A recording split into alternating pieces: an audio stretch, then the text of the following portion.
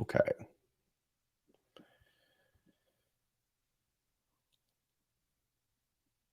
And then we should start seeing people pop up into, there we go, 9 viewers. Hello, everybody. How's everybody doing? We're going to wait for some people to trickle in here. Instagram, we got 15 people, 16. Here we have 12. Cazette, how's it going? Nice to see you. Okay, let's wait for people to trickle in. So we had 140 people say they're going, an RSVP. We'll see how many people show up. Usually people trickle in. You and I made it. There we go. Yep. All right, guys, we have over 50 people so far from all our platforms. So let us know where you guys are from. We're going to learn a lot of cool stuff this morning. We have Dr. Resnick for an hour. Let's hear where you guys are from. Comment. Let us know. So both Dr. Resnick and I, we're from around Vancouver. You're up in Whistler, right? I'm in Whistler. That's right. Yep.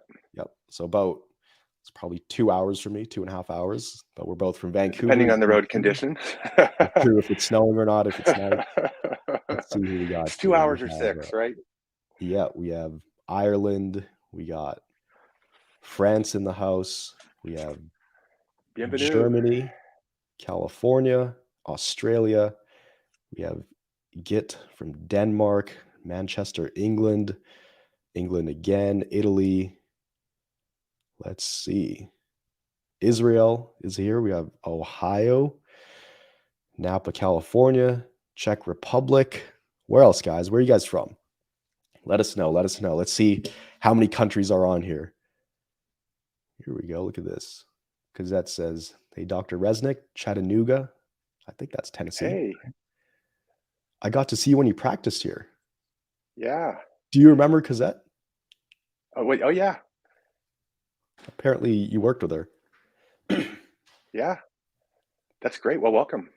That's pretty epic. And a small world, Miguel, isn't it? Yeah, very small world. Awesome. Let's wait for a few more people to trickle in here. We have Texas, got New York, Norway, Amsterdam, Sweden, New Brunswick, Canada. Pierrette, how's it going, Pierrette? Nice to see you. Finland, Norway.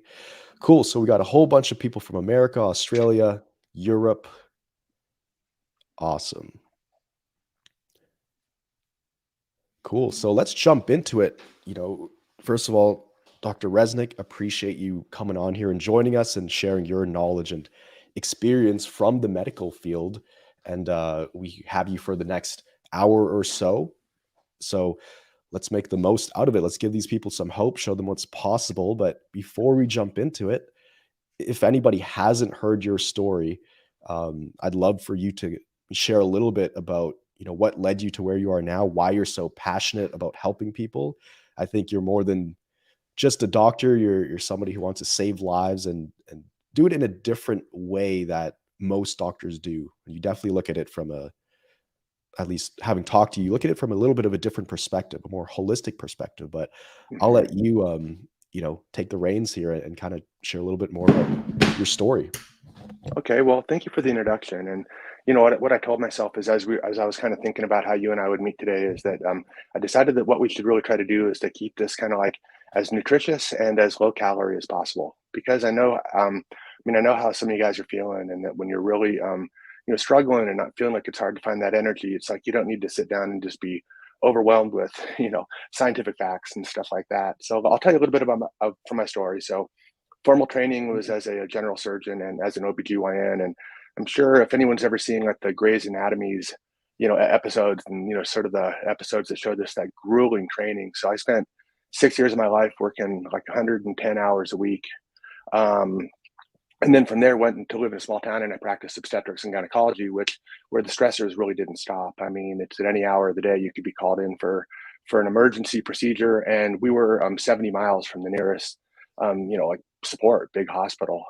And so what's interesting is that over the time frame of, practicing as a surgical gynecologist, what I found initially was that people responded to therapies that were sort of out of the conventional mold. I mean, we're trained as medical doctors to practice what's known as allopathic medicine. And, It's funny, I'd been an allopathic doctor for maybe, I don't know, 15 years. I decided to look it up in the dictionary, and basically it's simply using drugs to counteract a symptom.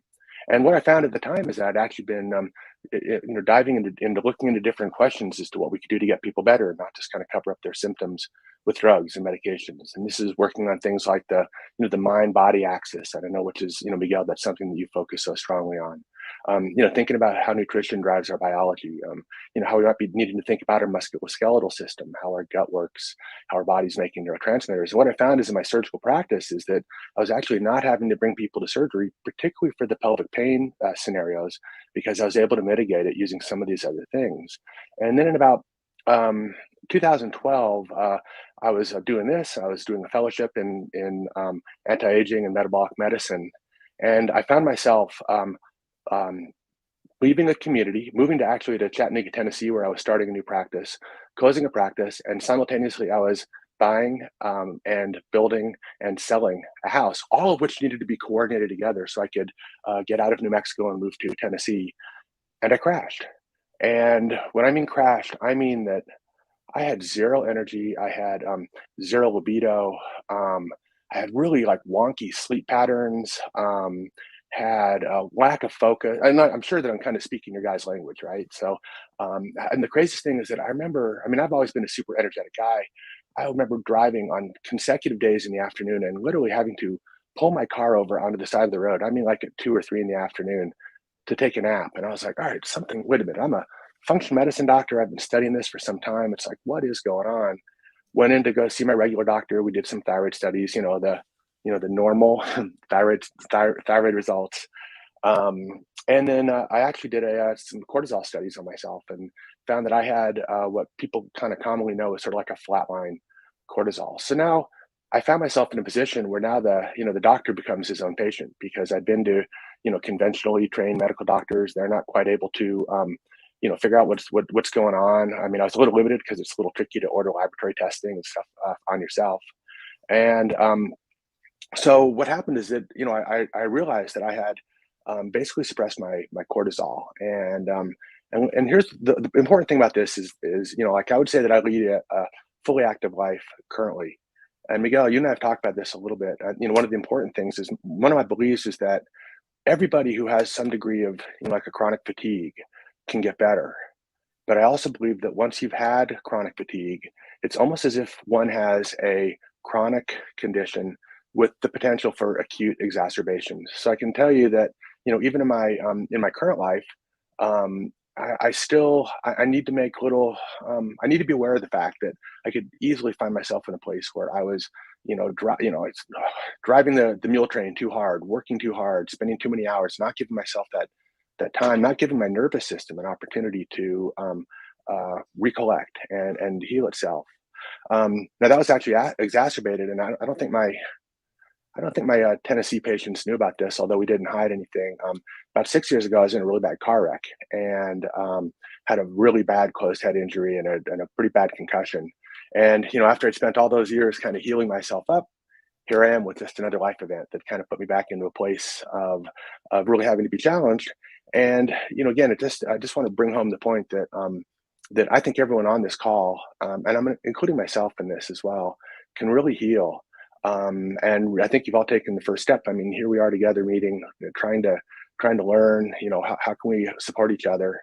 It's just an ongoing process. So Miguel, why don't I stop there and see if you have any thoughts or questions? Because my belief and what I'm working on presently is to try to generalize this type of thinking to a broader audience to help to support more people to become the best stewards of their own healthcare. Because I think that this is one of the places where conventional medicine is lacking. And here I am, a conventionally trained doctor, saying that I couldn't get help in the conventional system. Part of my mission in life going forward is to help to create programs to support people to make good decisions, because I think that we're on the cusp of an exciting time in medicine, and this is characterized by really turning around diseases, turning around conditions, giving people more energy without using drugs. So why don't I stop there? And Miguel, are there any comments or thoughts, or do anything that you want to, that's Yeah. kind of like my summary in hopefully 5 minutes or less. Yeah, so just so people get an idea of kind of what you went through when you were at your worst, what did that look like? Like, I don't think you were ever bedridden, right? But you had tons of No. symptoms. You had, I mean, you were not functioning at a normal level. But what did that look like? What was a typical day when you were at your worst? Just so people can see Okay. that. I Oh, think he knows what okay, they're that's a doing. good question. So let's Yeah. do this. So when I talk about my typical day, let's go to the night before, because that's ultimately where my day started. And actually, one of the biggest things that I focus on, now in my daily, daily management, my brain would always be spinning. And I think a lot of you guys, I don't know, show a hand or something like that in the chat. I mean, how many people go to sleep and your mind is just like it's on a hamster wheel. So that's where my day would start, and invariably I wouldn't sleep well. What that did is the symptoms that I had were typically just that sense of fatigue. But as we know, it can be like a deep, deep in your bones fatigue. It's not like, oh, I stayed up too late and I'm a little tired. It's almost like your body's really dragging. I was never bedridden, and actually, in some ways, I was too busy to be bedridden, and then it sort of was a feed forward cycle. I mean, I kept on working and racing up to this job site where I was working with the crew to build this house, going to the realtor to sell the other house. I mean, it was like a crazy 2 months of trying to coordinate all this stuff together. Um, the other thing that really suffered for me that I noticed was my one is my mood. I became a lot more sketchy, a lot more irritable, snappy with my daughter, things that don't really typify how I see myself interacting with the world. My libido was shot. I never really had any significant pain syndromes, but I think that for me, it was just just that cloudiness in thinking where, you're trying to find a word to express something and you can't even remember what the word is. You drive to the store to get something, and I sat in the parking lot going, what did I come here for? You know, Yeah. uh, anyone else been there, right?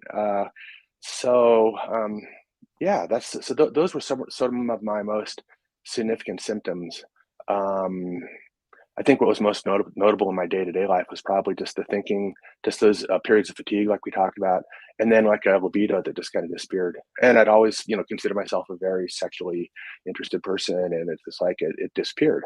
Yeah, yeah, and so it's really interesting because you were someone who was inside the industry. You had friends who were doctors, you had access to tests, and you knew kind of the latest research on this stuff. So what did that kind of look like when you were looking for answers? Because a lot of these people on this call right now, they have, pretty much exhausted all the medical system options. They've seen their GP, they've seen specialists, they've done all that. So what Right. was it like for you having access to this information and not being able to kind of pinpoint what was going on from Well, from it's those. kind of funny. I mean, that's a really good question, and I can tell you that I have literally been physically asked to leave a doctor's office when I was meeting with a friend, because I was proposing alternative ways of looking at what might be contributing to her illness. So what happens is, as many of you probably not recognize, that for a lot of doctors, it's threatening, because the thing is that our currency in our training is knowledge, right? So, go back to that Grey's Anatomy thing. You got the little gaggle of doctors standing around the doctor, and the doctor's like, "What's the number one cause of low calcium? What's the number seven cause of low calcium?" If you don't know it, you're kind of, you're considered not as smart. So, the best, I'll put this in air quotes again, best doctors are the ones that have a huge compendium of information. So what happens is that if there's information that's provided to you that's outside of your compendium, that's a big disconnect. And I don't think it would be foreign for anybody if I were to say that for a lot of doctors there's a fair amount of ego. So if you go to your doctor and say, "Look, I'm concerned about, could I be suffering from hypothyroidism? Is there black mold in my house? Do I need to be concerned about toxins? What I read something about heart rate variability and how important this is. Can you help me to understand if this might be valuable for me?"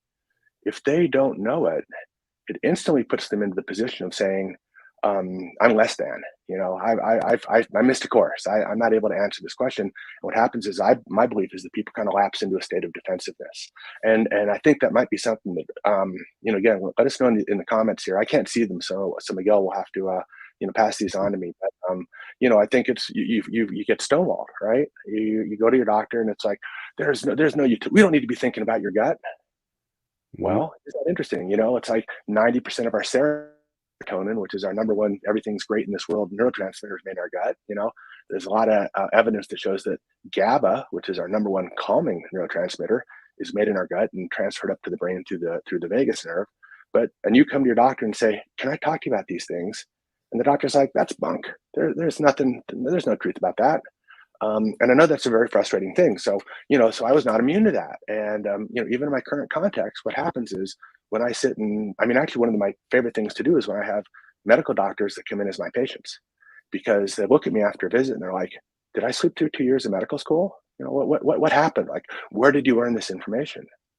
Well, the Mhm, information is biochemistry, it's contemporary science, it's, peer-reviewed journal articles and stuff like that. But if they have either been directed in a way not to consider these things, and for sure they don't read them, they're not going to know about it.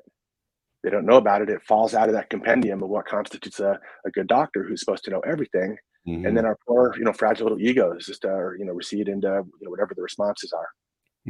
That makes a whole lot of sense, and I kinda noticed that too, like, they didn't wanna admit that they didn't know the answer.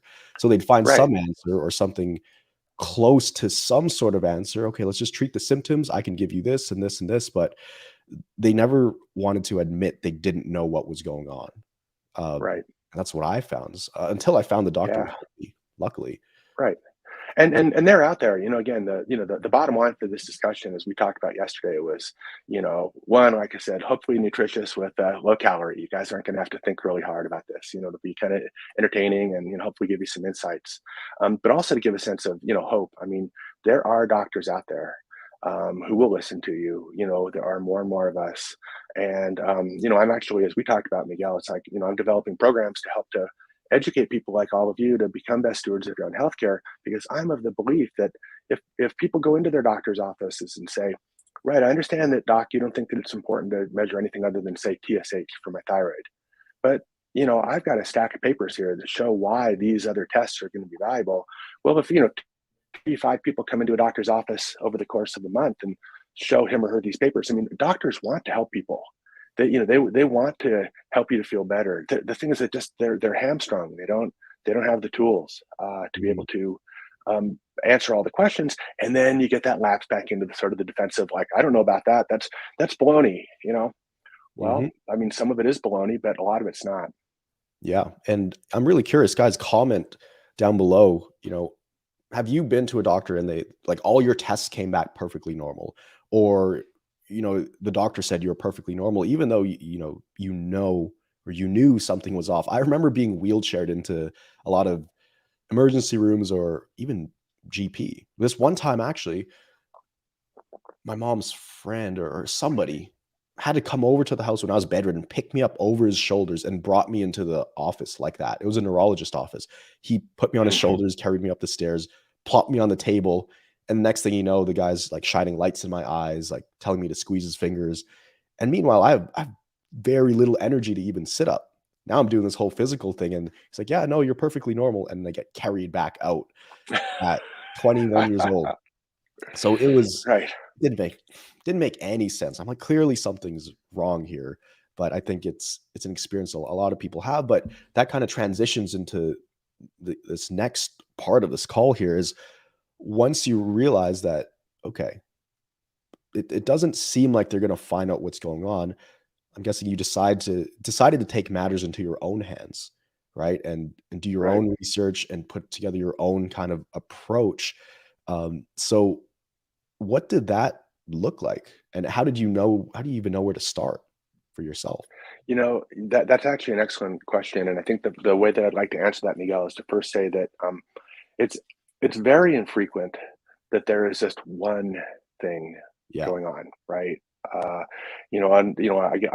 involved in so many different adrenal fatigue chat groups and stuff like that, and the number of times that I see, and again, let us know if you know where I'm coming from. Like, if you take this supplement, it's going to change everything. I just took this one product, right? Changed my diet to do this. And having worked with hundreds, if not thousands, of patients really focused on fatigue over, I don't know, 15 years. And for myself, is that I discovered that it's not that simple. Mm, So no, I'm not saying that the process is a difficult process. I'm just saying it's never typically just one thing. So mhm, for myself, the first thing that I needed to do was that, as a result of my brain generated illness. So, there was nothing wrong with my liver, there was nothing wrong mhm, with my heart, there was nothing wrong with my blood pressure. what had happened is that because of the stresses of buying a house, building a house, selling a house, closing a practice, opening a practice, driving across the country, Yeah. just saying that almost kind of makes my heart start beating Yeah. fast, right? The And stress threshold, I mean, you stacked it up, right? In yeah, hindsight, it's you like, stack it up. no Right, wonder. and then what happens is, you start getting this list that, it's like, "Okay, this goes to the bottom here, it goes to the top, but this goes to the top, and it never comes to an end. And then what happens is I know that you teach is that, at a certain point, we can actually take a step back and say, "Okay, what is the number one thing that I really need to do today?" It's like, yeah, if the house is on fire, run out of the house. Um, one thing I needed to do was to first investigate different ways that I could learn to, prioritize what it is that I was doing, and really focus on on the important things. I had a professor one time who had a great expression. He said, "Don't sweat the petty things, and don't pet the sweaty things," which I just think is kind of funny. But that's just a good little adage to think about because it's so easy for us to be, sweating the petty things. The next thing I needed to do was I needed to get a little objective data to figure out what was going on. And I'm of the mindset that I'll often say that the hormone cortisol is king. Cortisol is the king of our hormones, and cortisol is known to be a stress hormone, but it wears so many different hats. It really directs the way that the blood flow that goes to our gut. It directs the way that our heart and our vascular system work together. It directs the way that our brain works. It directs the production of our sex hormones. So I needed to get my cortisol in check, but the first thing I needed to know is to know what that cortisol looked like, and maybe just give a show of hands to Miguel here. I mean, I'm sure a lot of you guys have been into your doctor's office, and they go, "Okay, we'll check your cortisol," and they do just a morning blood test. And I can tell you right now that that gives you some information. I mean, you can rule out way too much cortisol or zero cortisol, but that's it. It doesn't really tell you what's going on over the course of the day. And the other thing which is interesting, and I don't know how to share my screen. I don't want to even try in this call because this is a new platform for me. But I looked at my thyroid hormone, and so what's typically done in mainstream medicine is to measure something called a TSH, that stands for thyroid stimulating hormone. And normal range is typically between like zero point 0.5 and 5. And I would bet that 97% of the people on this call have had a TSH done. And if you, I'm sure every one of you has. Um, what's interesting is that most doctors stop there and they go, "Oh, if your TSH is zero point 0.5 to 5.0, you're normal." So my TSH in the throes of this suppression of my cortisol due to all these different stressors was 2.5. Guys, normal, right? That's a mainstream doctor says. Mhm. But what I did is Yeah. I tracked down a test to measure free hormones, which are called free T3 and free T4. And these are the active hormones that are traveling through your bloodstream and going to your cells. My free T and free T4 were both out of range, not even low in range, and out of range. And I actually keep a copy of this on my desktop, just because it's such a stark graphic representation of what so commonly happens to people. So the mainstream doctors like Eeyore, right? They go, "Oh, we just need to check a TSH, and if it's normal, you're normal." Well, here is a TSH that's smack in the middle of the normal range with somebody saying, "I am so exhausted. There is something wrong." Mhm. But then when we do the right study, it's like, wow, what do you know? One of the only medication that I'm on these days, which I don't really consider a medication, it's the bioidentical hormone, is thyroid hormone. And what I've done is, I've chosen a dose that 90% of doctors would be like, "Oh, you're overdosing on this hormone." But when I do a full thyroid panel, which is a TSH and a free T3 and a free T4, I'm smack dab where I want to be. And here's the irony of it is that because this hormone is so important for maintaining like your heart health, I found in my patient population when I pushed their thyroid hormone, their heart rates came down. And one of the things that actually scares your doctor, I can assure you from prescribing thyroid hormone, is this fear of creating a tachycardia. That's a fancy word for saying a high heart rate or an arrhythmia. I found in my practice that when we optimize people's thyroid hormone, they have more energy and their heart started beating more efficiently. So those are just a couple of the examples of probably the most prominent ones of what I needed to address in my own healing journey. And there are some people out there who, because of the stressors, remember I told you that cortisol's job is to really manage everything.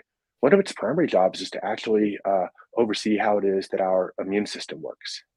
And when our immune system isn't working well, we're more prone to things like colds and illnesses. And again, show of hands, who's out there? It's like, why is it I feel like I get every single bug that comes around? Might be because your cortisol is not balanced and working well, and your immune system isn't functioning as well as it could. Hmm. Yeah, definitely. And by the way, guys, make sure you get your tests done. Like I tell all of you guys in every single one of my videos, do your tests. Rule out everything else, right? Because I can already see these people. They're like, "Oh, Dr. Scott Resnick, he said thyroid medication. I need to go get T3s right now." They're going to be calling up their doctors tomorrow, demanding T3s. So, guys, do your blood tests first. And for us, even myself, it's interesting because my cortisol was also flatline.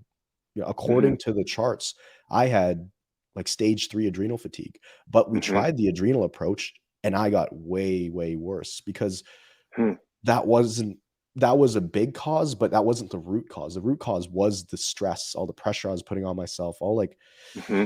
the anxiety about everything. So I found that for me to be the root cause. And I was also taking T3s, which Hmm. and my I think my thyroid hormones, they were kind of out of place. And then so they put me on leothyronine T3s, Hmm. but I didn't get better. I actually just continued getting worse. It wasn't until, at least for me, I addressed the mindset part of it that was Hmm. like 100 times more effective. Yep. Because that's what we see Yeah. too. Like I think with the biomedical things and getting the markers up, it's great. But if someone's mind, if they have thinking patterns that are always stressful, they're always Hmm. overthinking, over analyzing, um, Right. then it will just lead them back to kind of a deeper Right. hole. And Sometimes. let me challenge you on this, and this is Yeah, you're let's Miguel, do you're it. you're spot on. What's interesting is that it's almost kind of like a feed forward cycle, Yeah. because what can happen is that if our biology gets off, in other words, our inflammatory markers are high, we're nutritionally deficient, we're not able to make our calming neurotransmitters, our guts out of whack. This then feeds forward to the brain to then, sort of like a fast forward feed forward cycle where increased inflammation in the body then just aggravates all of these brain generated signals that probably through cortisol and adrenaline drive a lot of what's going on. There's a Mhm. there's a great book that's written by a Stanford professor. It's called "Why Zebras Don't Get Ulcers." Right? This guy named Robert Sapolsky, brilliant guy. I think the book's a little long-winded, but it's really interesting. So think about a zebra out on the savannah, right? And it's like if it's just if it's eating and head down, eating some herbs or something like that, and it's safe, it's not thinking about anything else. When it's running from a tiger, that's all it's thinking about. So unlike humans, when that zebra is in a safe place and it's eating its prairie grasses, whatever a zebra does, it's not saying, okay, next time the lion chases me, what am I going to do? Last time I ran towards the tree, but I couldn't get around. Oh, no, wait a minute. I'm going to run towards the cliff edge. That's what I'll do. If the tiger comes at me, I'm going to run to the cliff edge and it's going to be right on my tail and I'll stop. And then tiger goes past me over the cliff. Oh, what if the tiger doesn't go over the cliff? So the thing is that, I'm kind of making a joke of this, but it's easy, because we as humans, we have such big brains, right? It's easiest for us to kind of get caught in some of these cycles. And I think that one of the real secrets is to be able to, be a zebra, right? In other words, when you're getting chased by a tiger, yeah, you need to be able to maintain that stress response. You need to be able to get away and to raise your blood pressure, raise your acuity, raise your focus, Mhm. suppress your gut function. I mean, hey, if you're being chased by a tiger, it's not a time to be digesting the sandwich you just ate or the prairie grasses, right? Mhm. Um, but when you're not being chased by a tiger, we have the ability to drive our entire physiology with nothing but our minds. And I think that the heart, the most important and sometimes the most challenging part of the equation is to figure out how to take our minds out of this. And I know, Miguel, that's really that's what you do. I mean, you help people to assign patterns and practices to help to recognize, like, what's a tiger, what's a paper tiger, right? Mhm. Exactly, and, like, we've really narrowed it down. We don't jump too much into the science in the program because it just confuses people, Yeah. but essentially, in a nutshell, the part of the brain that's overactive is the amygdala. It's the fight or flight Hmm. center, so Right. everything is danger to them. Not even just physical things, but even thoughts. Hmm. Just like you said with a zebra, zebras don't really anticipate what is going to happen or plan out what's going to Right. happen. These animals, they just Right. react in real time. So with humans, we've been blessed with this big brain to, kind of see the future and anticipate the future, but it works as a double-edged sword because you could plan for good things to happen and plan for goals and all of these things, but you can Hmm. also plan for things to go wrong. And when your brain is 99% of the time anticipating things to go wrong, like if I stand up to get water and my heart rate, what if my heart rate gets too high? If I eat this food, Hmm. what if I Right. flare up? If I roll over in bed too Right. fast, what if I get shortness of breath? Because I was at that point. Um, Yeah. rolling over in bed was terrifying. So, we teach them, hey, your fight or flight mode is just way too sensitive. You do one Hmm. stimulus, it triggers that. So, what we try to Right. do is through educating them about what's going on, now we're waking up the other areas of the brain, the more logical parts of the brain versus Hmm. just the emotional parts. And then, Right. so on one hand, it's like down regulating the amygdala, like Right. calming the emotions, but then also bringing the logical parts of the brain back online. Hmm. And Right. there's a few simple tools we use. I mean, probably a big one is community. Even just people being on Hmm. this call right now, like, guys, comment down below. Do you feel better when you're on these calls just because you know that you're not the only one in the world dealing with this? Just Hmm. knowing that you're not so isolated and not so alone, that in itself provides some kind of comfort. So community is huge.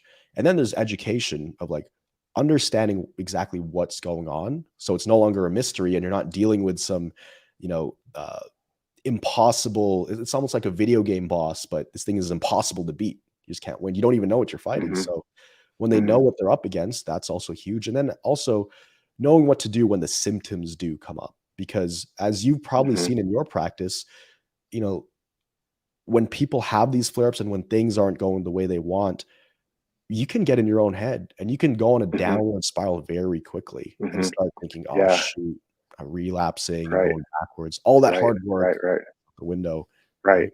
right? And Dr. Google doesn't help with any of that either. No. It's like Yeah. you get a twinge of chest pain and you type in I have a twinge of chest pain and the first thing that pops up that says you could be Oh, having a heart heart attack, attack. call 911.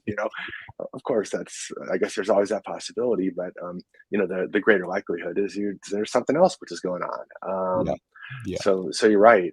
It's easy for us to get into our heads and fortunately I never got to the point where standing up or rolling over was problematic because as a physician I knew that when you go from sitting down to standing up, I mean a Yeah. increasing your heart rate is a totally physiologic response. Yeah. Having a little cramping in the morning before you have a bowel movement is a physiologic response. Doesn't mean you have a colon Mhm. cancer, right? Yeah. um, Yeah. I had that benefit, but yet I also recognized that I was suffering with a degree of fatigue that I was like, this is not right. Mhm. Well, what's interesting too, it does become a quick downward spiral once you get hit with this, um, Mhm. because I think everyone who's had this, there has been that kind of 24-hour window where you were kinda normal, and then it shifted into, "Okay, something is definitely not right." And it's almost Mhm. like there's a buildup. You feel the symptoms, you feel the fatigue, you feel this and that, and then one day, boom, it all hits you, and then it's not the same for the next, few months or years Mhm. until you get out of this. So Mhm. that transition, you're already under a lot of stress to get you to that point. You're burning the candle on both ends, but what happens when you start feeling worse and then now you can't go out with your friends as much. Now you can't do Mhm. this. Now you can't do that. Now you have to work less. So that Mhm. stresses you out even more. And now there's Mhm. financial pressure. And then, it's you lose a bit of your identity. So it's a very Mhm. quick kind of Mhm. landslide down, not just physically, but mentally, because it's almost like you're being stripped of your identity that you've built Mhm. up all these years. Right. If you can't go work out and go play sports and see your friends, like who are you? It's a new Scott. It's a new Right. Miguel. Yeah. Right. I don't have the energy to go to my kids' play, you know? Yeah. That's really hard. And that brings a really important point forward here that I want to mention to everybody. And I want to ask everyone here just to take a step back and make sure that you're compassionate for yourself, you know? Yeah. And I think it's so easy for us to, in our society and our responsibilities as doctors or parents or, you know, coaches, whatever it is that we do, it's easy for us to feel like we're not enough. And I Mhm. just want to tell everybody on this call that you are enough, and that I want you to every day, like, look into that mirror and say, you're doing everything you can to be as good of a person as you can, and believe it and say it to yourself. And the more that you do that, the more that you manifest this, the more that it will become true. Because I know it's easy, that probably amygdala driven, self recrimination, right? Like, I'm not 100%. good enough. I should have done this. I can't believe that I missed this. I can't believe that my husband's upset at me because we don't have we don't have a physical relationship anymore. Be compassionate. You're doing everything you can to get better. And I think sometimes it's easy to forget that. So this is Yeah. just a little, hopefully, a friendly reminder. Yeah, absolutely. And kind of going off that topic, looking back now, I mean, now maybe just share with everybody what you're able to do, because I know you're up skiing, you're doing all this other stuff, but like, what are you able to do now, just to kind of give people some hope for what is possible, even when you go through this kind of stuff? Yeah, I mean, I would say that I have, short of the aches and creaks and stuff that come along with being a lifelong athlete. I mean, I can ski and keep up with the best skiers on the mountain. At 61, I'm a lifetime rock climber, and you'll find me out on the rocks going climbing. My brain is working well, but the caveat to this is that, and I think it was one of the first things we talked about, early and out, 40 minutes ago, was it's an ongoing process. And I know that if I push things too hard, if I stay up too late thinking or writing or making videos or something like that, that's going to kind of set that ball in motion. That's going to help me to, you know, lose my ability to do this. And for me, the most important thing for my healing on an ongoing basis is my sleep. Mhm. And I'm a total night owl.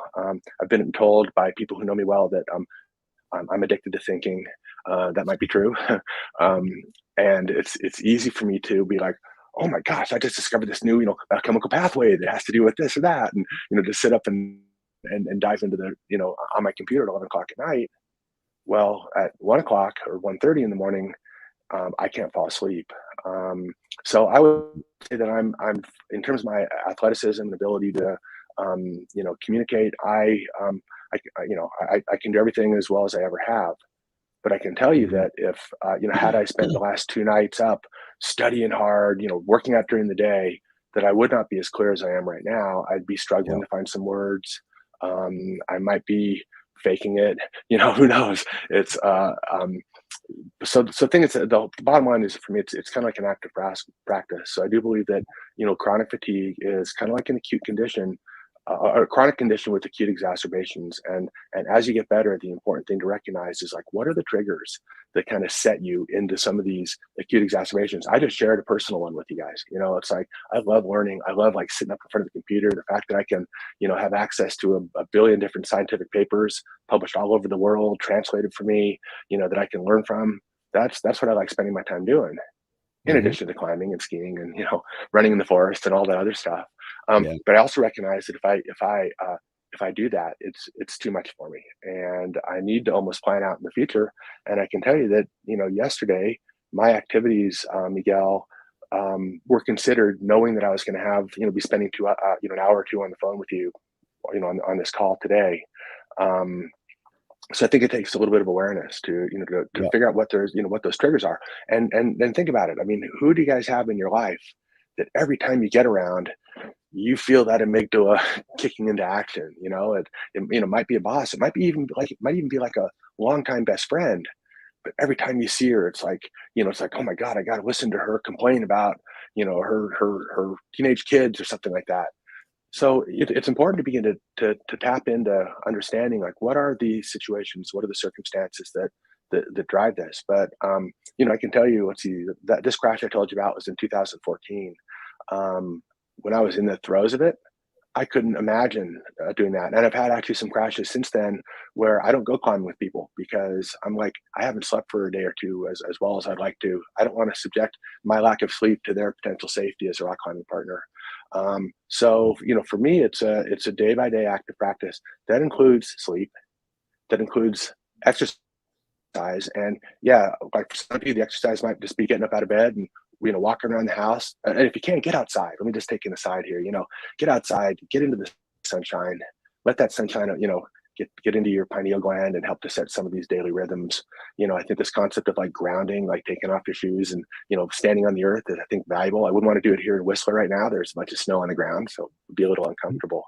Yeah. But these are all different practices that that you can begin to assume. For me, a really big important thing for my healing is my diet.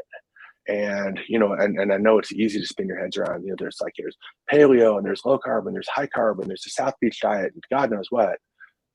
What I've done is over the years is I found that my body to do really well relies on certain food types and also sort of delivery over the course of the day, to help to maintain my body's energy. Because if we can just take one step back, and again, my promise to Miguel is I wasn't going to get you guys lost in the weeds with some of the science, right? But three premises. Number one, cortisol is king. Number two, cortisol's primary job is to raise our blood sugar, period. And number three, we can control how it is that we raise our blood sugar through our diet.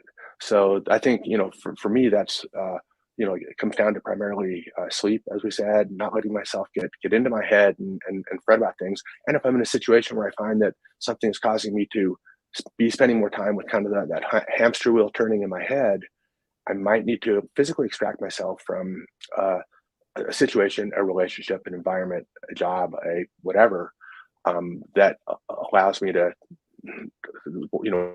won't be pressing my triggers like that. Yeah, yeah. And I think it's really important to go over one thing or one topic you mentioned as well is like watching and being mindful of your activity levels so you don't kind of overdo it. So when you for people listening to this, because people ask me all the time, are you fully recovered, Miguel? Do you still have symptoms? Can you go backwards? If you recover, like, will you get this again? And if you recovered once and you know how to recover, you almost have to purposely do things to make yourself sick Hmm. again because you know exactly Right. what to avoid. Like Right. if I were to make myself as sick as I was before, if I were to get that sick, I'd have to do very intentional things, ignore hundreds of red flags. I'd have to start slamming the energy drink, staying up late, being very irresponsible in order to Hmm. get to that level. But my overall stress threshold now it's way higher. I'm doing more than I did prior to getting sick because I know how to handle stress and my emotions and Hmm. see things in a different way and not put so much pressure on myself. But you know, for people who are imagining what it's like to recover, it's not like you recover and you're going through life and then oops, you fall off and then boom, you get CFS again overnight. It doesn't work like that. Like your your threshold, you build it back up. So you're not as fragile Hmm. as you are right now. Like right now, an argument with a family member that might put you in a 2 week flare up, Hmm. right? But in the future, Hmm. you may have that same situation. And guess what? You're fine within 2 hours. So you are going to be Hmm. very resilient once you get better. And I even filmed a video about this yesterday. What does it mean to be fully recovered? And what is the whole meaning of recovery? I actually, if I could go back and switch every time I said recovery or recovering, I would probably switch it to optimizing or optimized because I Hmm. think that's what we're doing. It's a Hmm. constant balance of optimizing your health, optimizing your Hmm. nervous system. And life will throw you curveballs.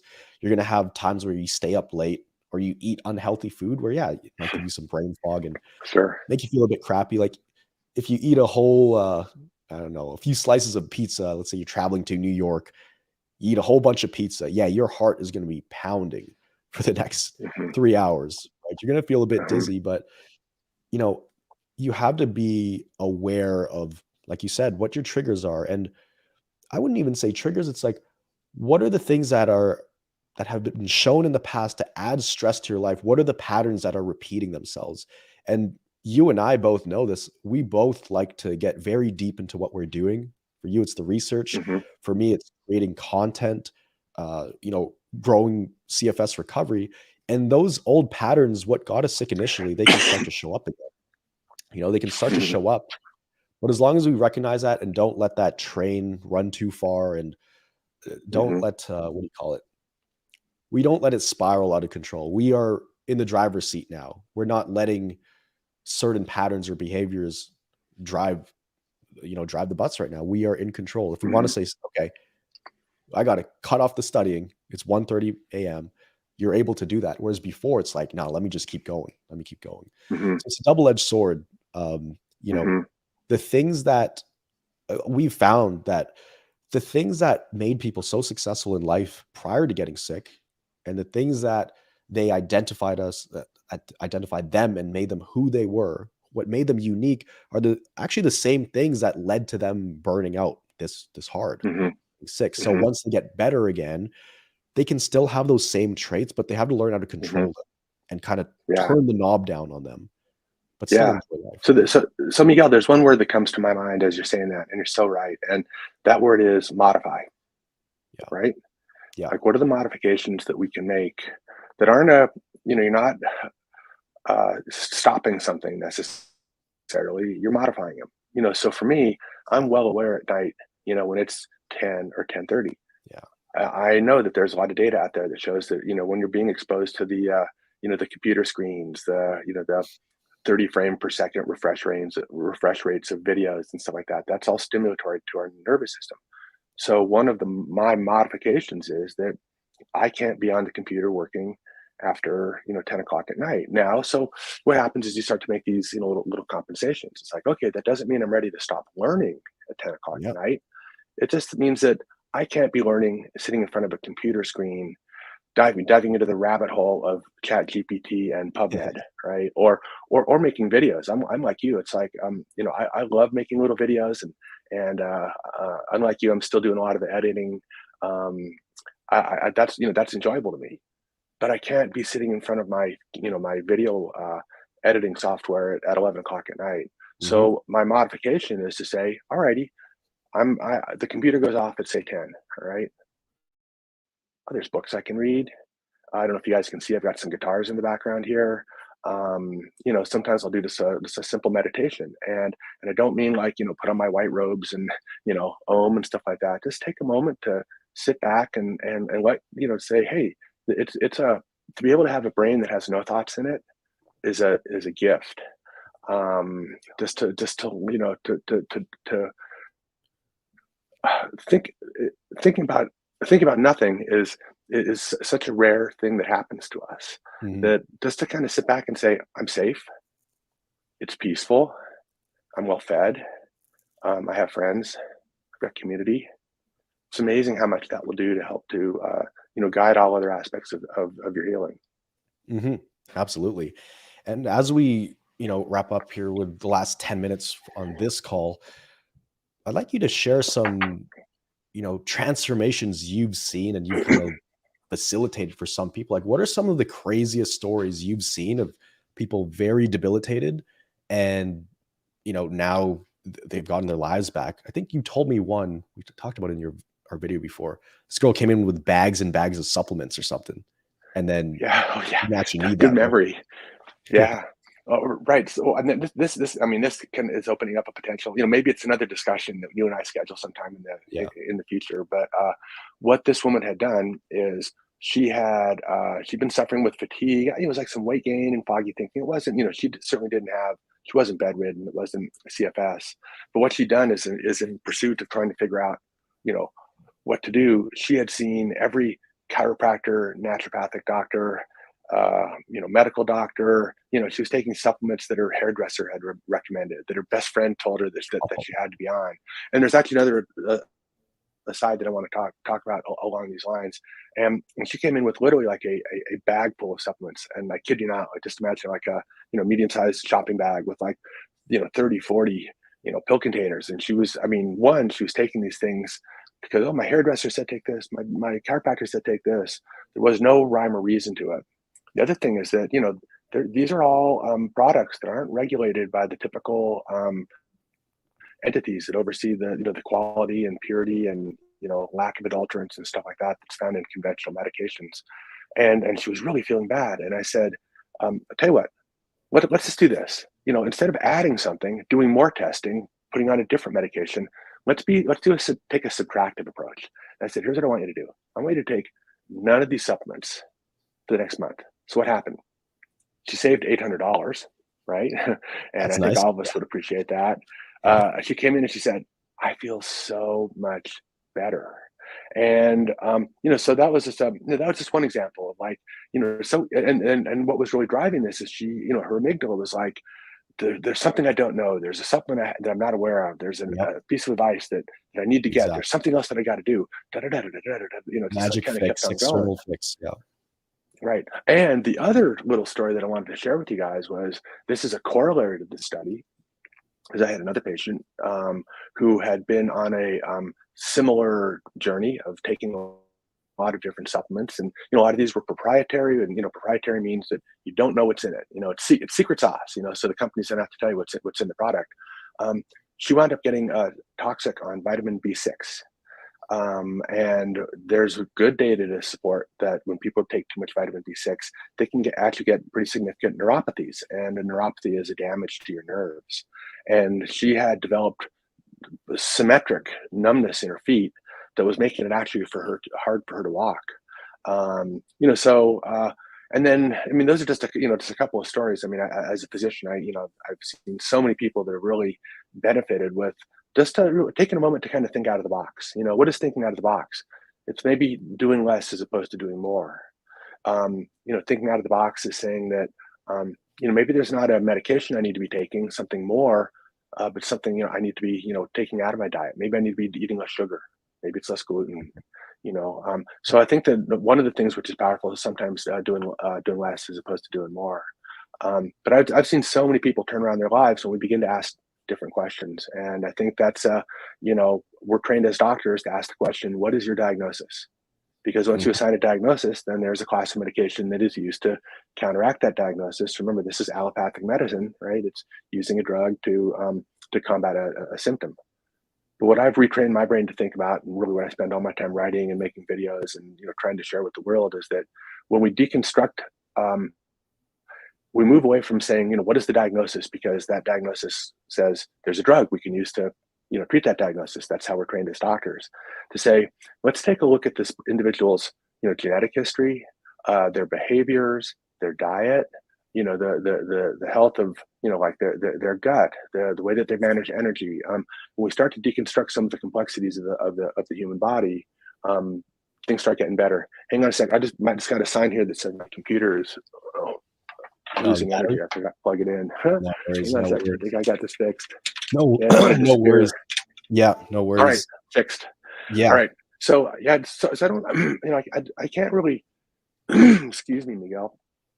Like I've just seen so many people who've benefited, and again, it's by taking a different approach. It's start to think more holistically about what's driving different aspects. And again, if there's one take home, from the scientific side of things, it's very rarely one thing, but probably the most prominent thing that drives everything is cortisol dysfunction, because Yep. cortisol, as we talked about earlier in this talk, tells our skin how to work, how our blood pressure how to work, Yep. tells our gut how Exactly. to work, our ovaries and our testicles how to work, our brain how to work, our gut, everything.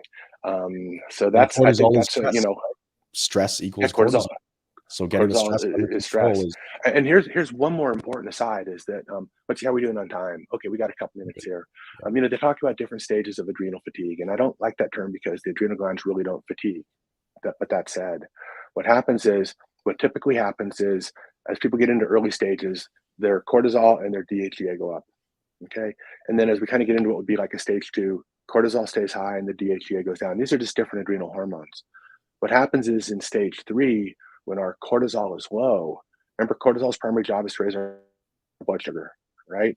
Um, if our cortisol is not able to raise our blood sugar, we have one other hormone that is a backup generator to raise our blood sugar, and that's adrenaline. Adrenaline. So, how many people are like fatigued, and let us know on this call, but you're fatigued, you've got no energy, but all of a sudden it's like your anxiety is just like, it's like from 0 to 60 in like, no time whatsoever. It may be that what's happening is that you're trying to raise your body's blood sugar to keep your heart and your brain working with adrenaline.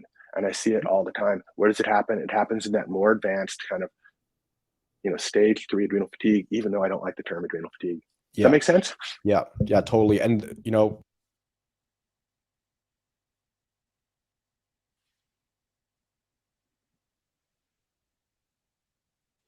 Miguel, I can't hear you. Did you mute yourself by chance? I think I did. There. Can you hear me Yeah. now? Okay, good. You're Yeah. back.